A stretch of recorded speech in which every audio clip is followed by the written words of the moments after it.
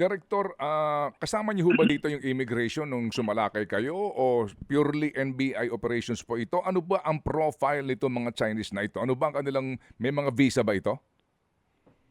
Ang kasama namin dito, coordinated ito sa PNP ng Muntinlupa. Mm. Kasama namin dito ang barangay officials Mm. na nakakasakop sa Ayala Alabang. Kasama namin dito ang representative ng Homeowners Association. Mm.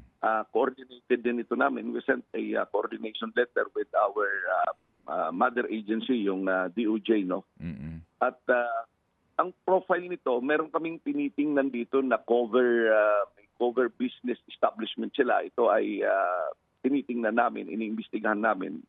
Magkakaroon kami dito ng post-operation investigation na tinatawag. Tuloy-tuloy ito. Mm. Titingnan namin, meron kaming hinala na ito ay part ito ng remnants ng Pogo. No? This could be the muscle group ng Pogo. Because dun sa past operations namin, nakakakuha kami ng baril, pero ito mukhang kompleto. Mm. Mm. Meron silang parang gym dun sa isang bahay na inuupahan nila. Mm. So, talagang nag-gym ito at may routine calisthenics or exercise. Mm. Opo. So when you say ito sila yung muscle ng Pogo, kumbaga yung pong mga nangyayari na mga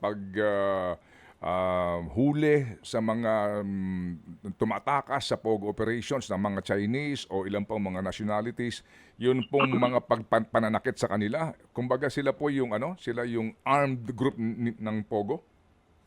This this could be it, no? Mhm. We are cross-matching this with the data from PAOK and CIDG and our PNP counterparts. We're checking on the real identities. As it is now, we have their identities. Kung anong binigay nila, we're cross-checking their identities. We book them, so we have their fingerprints. Tinitingnan namin mabuti kung may involvement ito dun sa ibang criminal activities related sa Pogo. But from the looks of it, medyo ito ay trained ito. Medyo when they were represented by their lawyers, at first they were talking to us, but later on they kept their mouth shut. So we were having a difficulty. Only one of them could speak little English. Opo. Yung pong lawyer ba nila Filipino, Director, at yung bang mga passport dito na-recover po natin?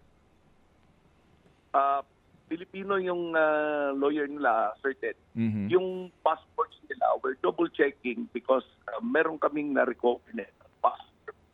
At iba yung identity, iba yung picture. So this could be yung passport ng kanilang big bosses at identities. Opo. So ito hong sa report po 12 itong nahuli ninyo. Itong 12 ito, lahat may passport po, Director? Yung iba sabi nila nasa lawyer or nasa agency o handler nila. Ang usually ito, meron itong mga tinatawag na handler and they do not carry with them their passports. So we're giving their lawyer the opportunity, and we will cross-match their identities given to us against their documents.